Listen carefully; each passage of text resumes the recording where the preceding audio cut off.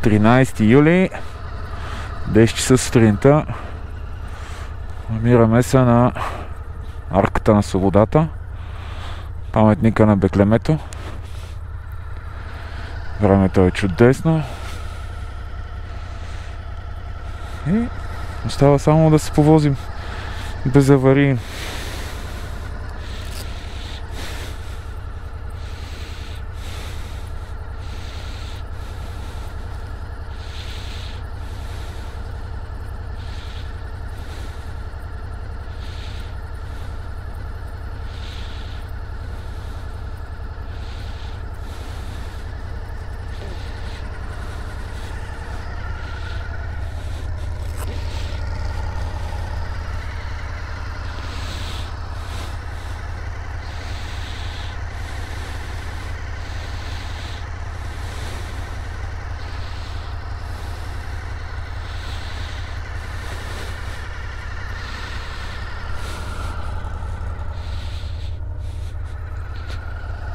Айде, да потегляме.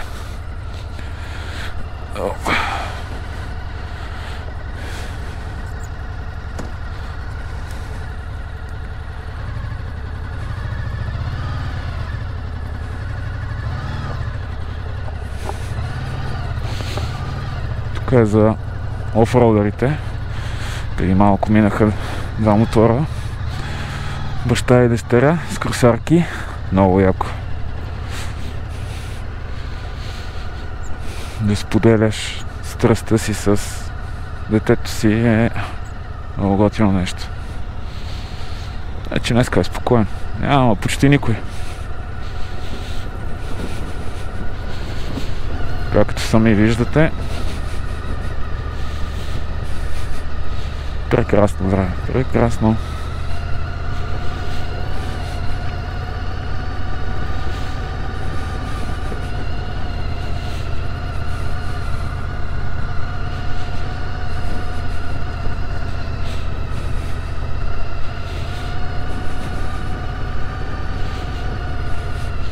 Охо, далечината се виждат кончета. 12 горе-долу.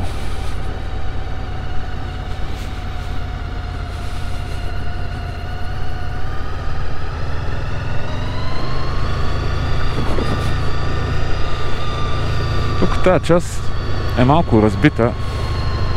Не е най-готината, ама надолу вече се ядва. Тук е по... Ето! Ташак!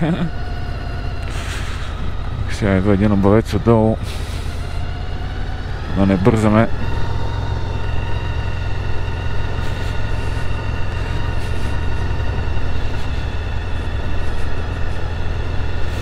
Те ще се разходят хората. Шкода Суперб.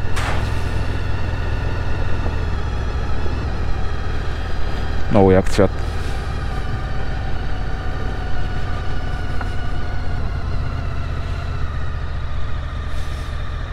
Национален централен Балкан табелка. И казваме чао.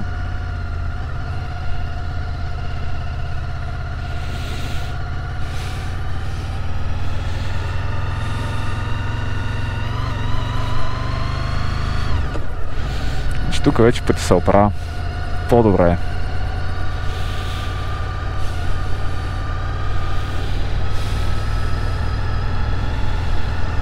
По-облагороден.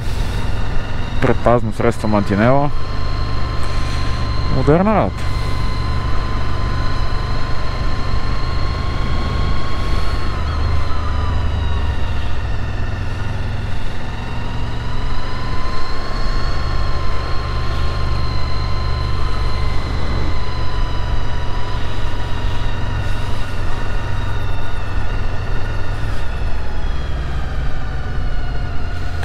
Има още един паркинг.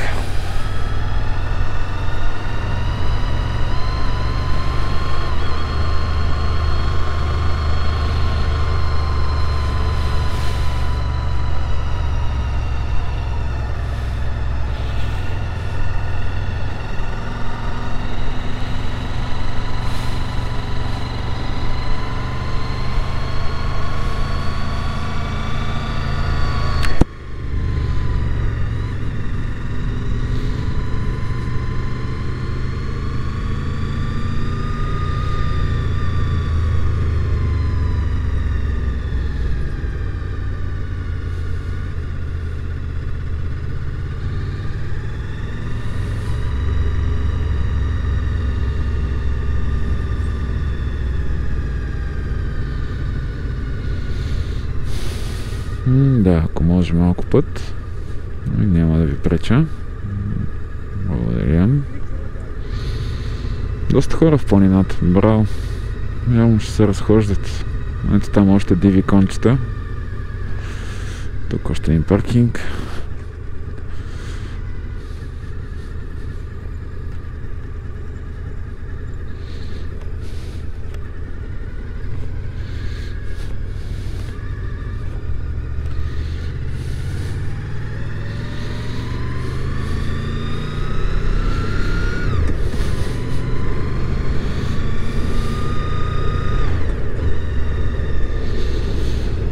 И почваме спускане около 20 км.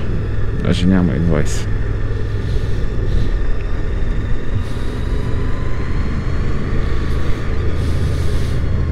Мен лично е много любимо място за каране. Най-вече заради гледките, които се откриват. И разбира се, има и завой.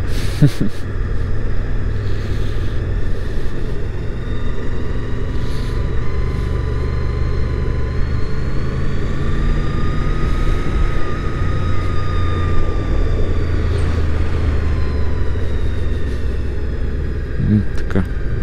Нещо, път е показателче, работи, мигач. Не, за какво? То ще изгори кружката, брат.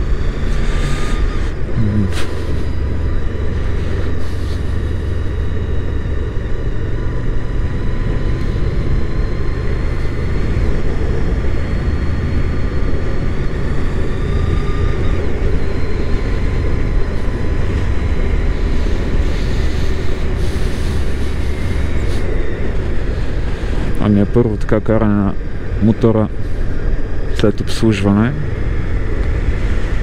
Бата е Андро от Плевен. Поздрави за него. Редовното. Масла, филтри, инспекция на течности. Определено го намирам по-тихичък с новото масло. И по-мазен. Въпреки че самия мотор VFR си има един специфичен звук на двигателя. Не можеш да го объркаш просто. Заради самата конструкция чува едно като виене от запечатките.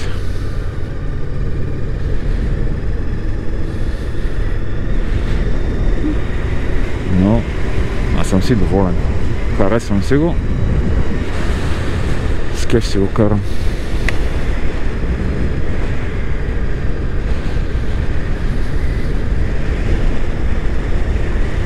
Дедо Хондю.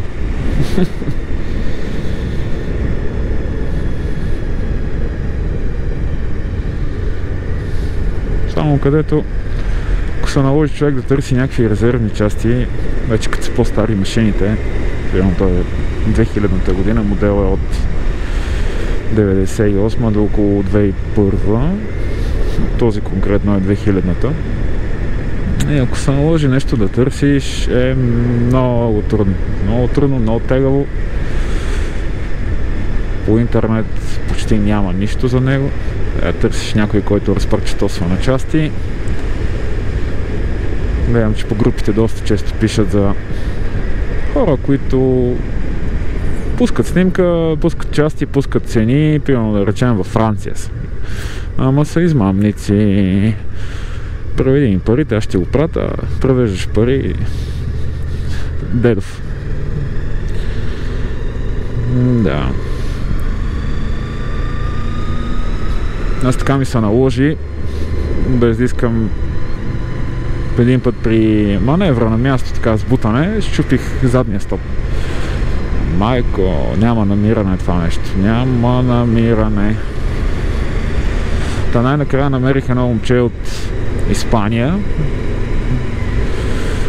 Говорихме с него, така видях го, че е сериозен, защото той имал VFR-че, ама го разглобил, свалил му всичките оригинални части И го е преправил доста, направил го е малко такъв тип Street Fighter, зад с друга опашка, съответно друг стоп, друго качване, други спирачни апарати, всичко. И момчето излезе много печено. Вика така и така имам, нали. И едно приятелче, където се занимава с международен транспорт. Минавайки по край Испания, видях се, даде му паричките на ръка, да се вика. И ми ги донесе. И ми донесе стоп. Той даже ми прати един втори. Нали, пукнат, но залепен. Много пекано момче. Той имах късмет. Но ако трябва да търсиш страници, фарове, много трудно рад. Сега имаше един пич, ми излезе. Той явно наше момче тук, балканче, сърбин, Марко Вучич. И Марко живее в Германия, явно се е интегрирал добре, оправя се и живот там. И една такава Honda като тази и я пуска на части. Само давам пример. Спойлерите бяха в перфектно състояние, нали? Свалил ги е всичко точно с болтовете, това. 800 евро им иска на комплект оригинални спойлери в добро състояние. 800 евро. Нали? Положение, че този мотор горе-долу на българския пазар върви между... Зависи от състоянието, което ще го намериш, подобрение, обслужване, ама да речем между 3000 и максимум таван 4500. Нищо, че има и по 5000, да не ми се сърдят хората. И положение, че може да си купиш цял мотор за 3000, да си купиш само спойлери за 1600 лева е малко така тегаво, ама няма. Като няма и цената определя.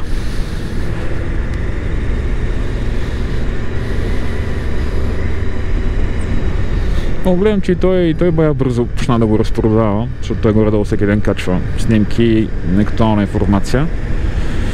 Като и той продаваше стоп, разбира се, стопа е продаден, 120 евро му търсише на стопа, даже той пък щедър с комплект мигачи, такива опушени от Алиекспрес, може би. Но така.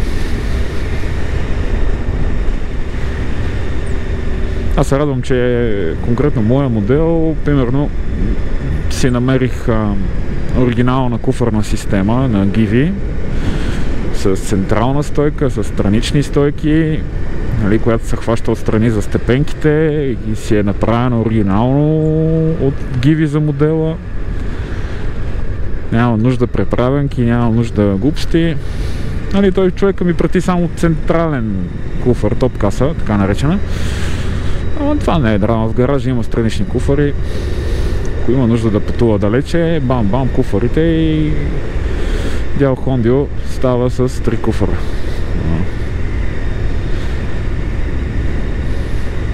И така. Освен куфарната система, аз си намерих и така наречената спортна покривалка на седалката. Много бърз. Е60, бърза газето за някъде, замина. Спортен капак, който ляга върху задната част на седалката и така създава една много красива линия, малко така по-спортно агресивна. И отделно си, като купихме мотора, той си дойде с оригиналните рога тип дръжки, които излизат отдолу под седалката, хващат се в рамата, нали? В задната част на опашката. Та общо взето си имам пълния набор от неща, свързани за мотора. Как с тия кеф, така мога да си го направиш с куфър, без куфър, с спортна опашка, без спортна опашка. Мерак да имаш.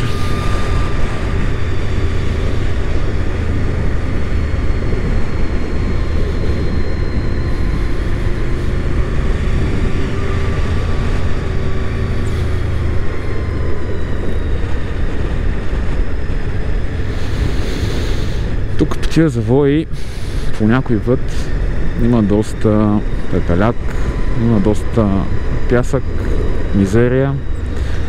Примерно аз сега като вече съм го качил нагоре, само че тогава камерата беше сложена отпреде и нямаше толкова много коментари. Като го качих нагоре и съм видял участъците, знам горе-долу какво очаквам от него. Но моята препоръка е, ако влизате да качвате и още не сте минали, една идея по-леко, по-умно, но да не ви изненада някъде неприятно завоя чакъл или пясък, някакво направите тогава.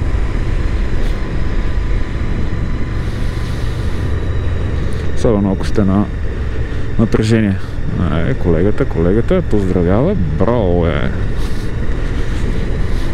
Нищо, че е с скутърче, какво? Човек се кефи и разцъква, вятъра в косите и газ.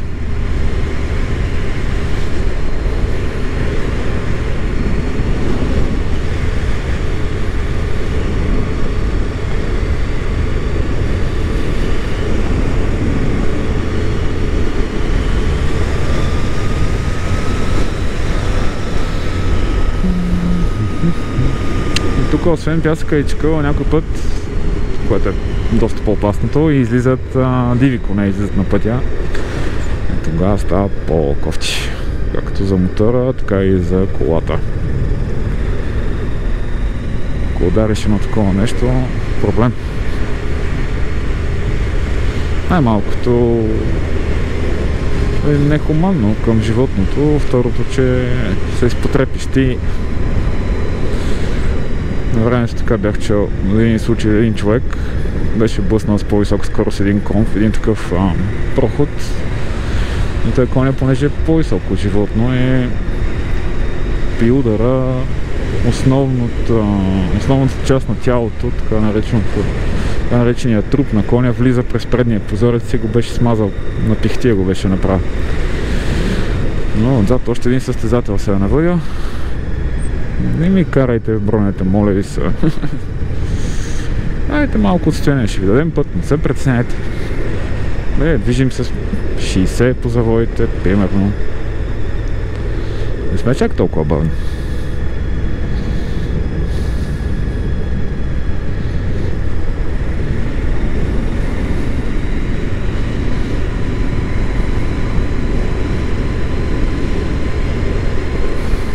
Нормално, бързаци.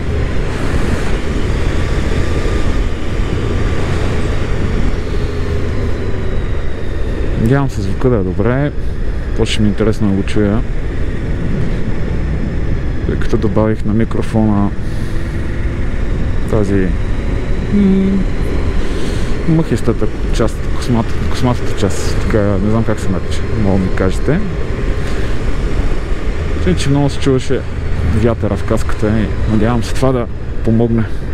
И тук каква бабуна гадна, как те изфърля.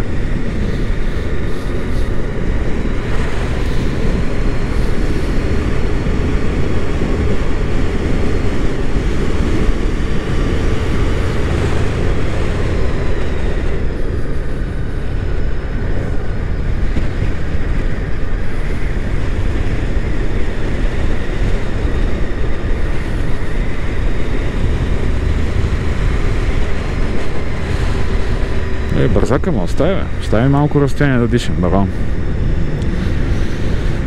Нужда да ме товари, като кара в мене.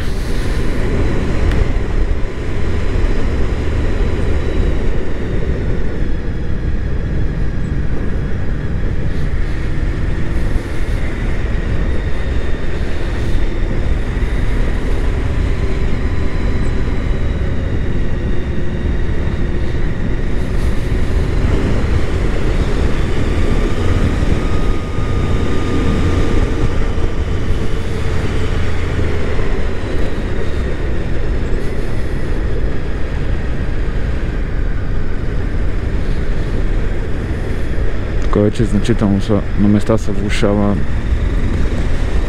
пътната настилка. Появяват се някои дупки, някоя прорязана част. Трябва да се внимава.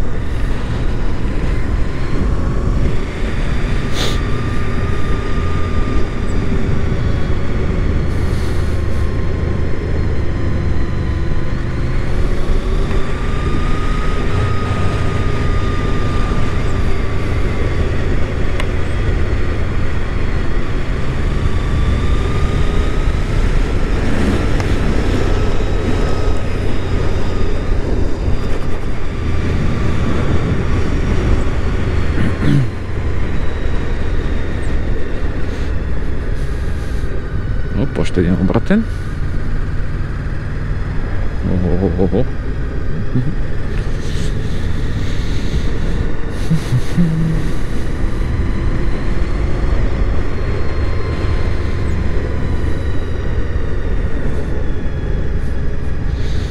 После като сляза на пътя за Плевен, то ще ми се струва като магистрал, като няма завой.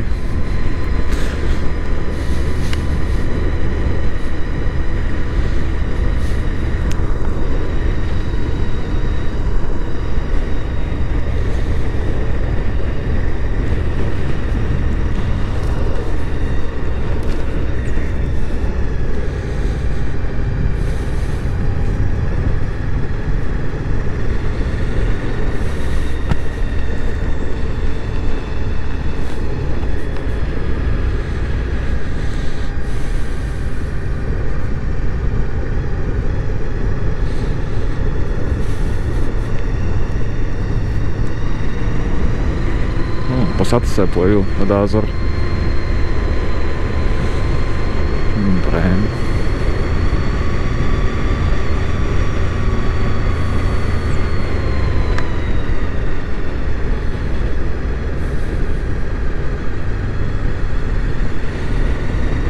Цакам ли човека с голфа да му дава Азор на него?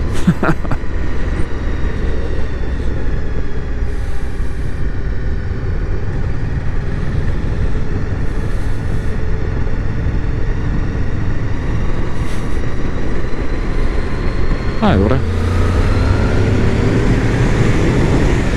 Двама, нали? Поездачи. Така както карате двамата, сте отворили бая място. Някой бързак, то с БМВ-то ме изпровери или то с Пасата да не ви отнесе по завоите. Да си ваша работа. Оп. Добър ден, безаварийно, колеги.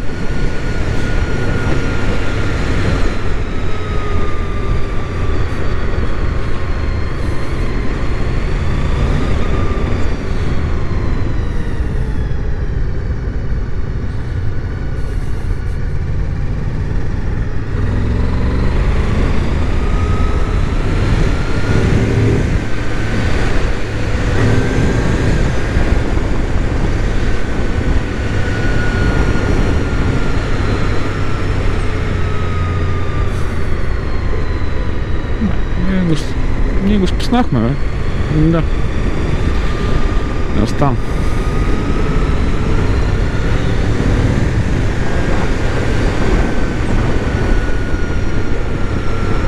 Хайдушко сборище.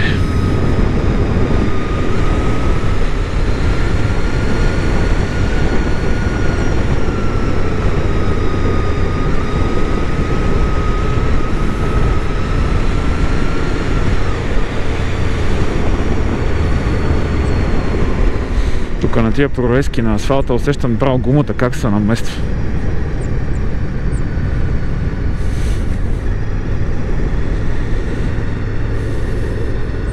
Гадна работа.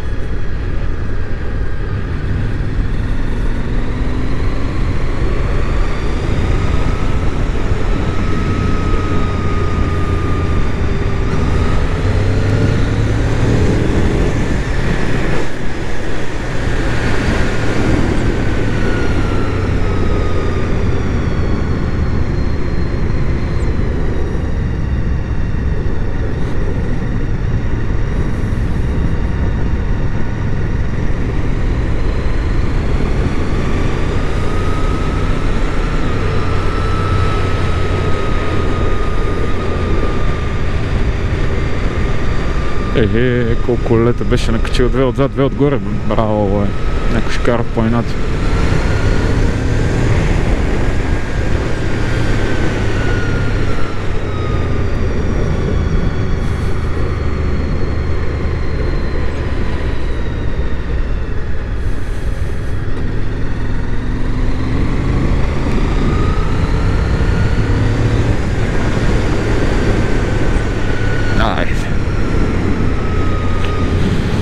Включихме с беклемето.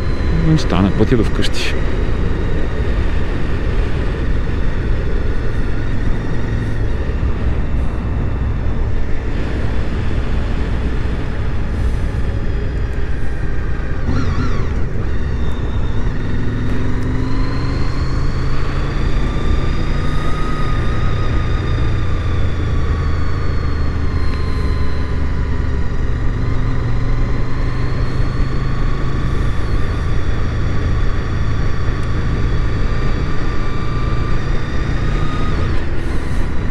Тук ще минем по край на много приятна кръчма Хана, който не е идвал. Това е мястото. Хубаво меню, хубава обстановка, хубаво готвят. Мен лично ми е любимото по този край.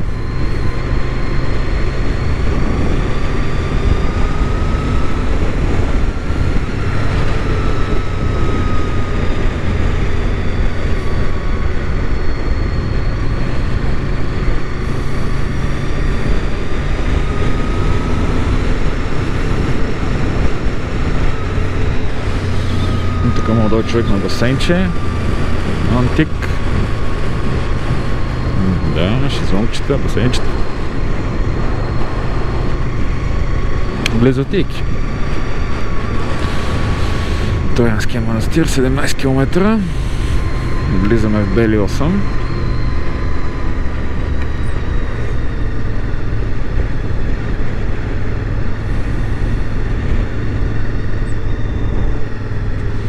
Много и за някой патрул има ли тук? Няма.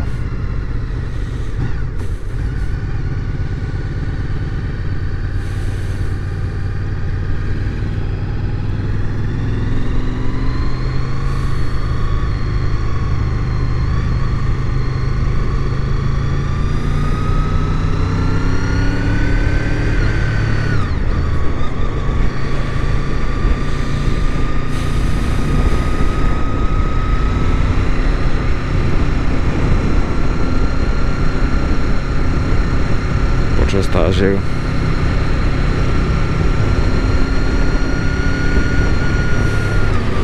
Значи, ако живеех тук, със сигурност една курсарка. Със сигурност.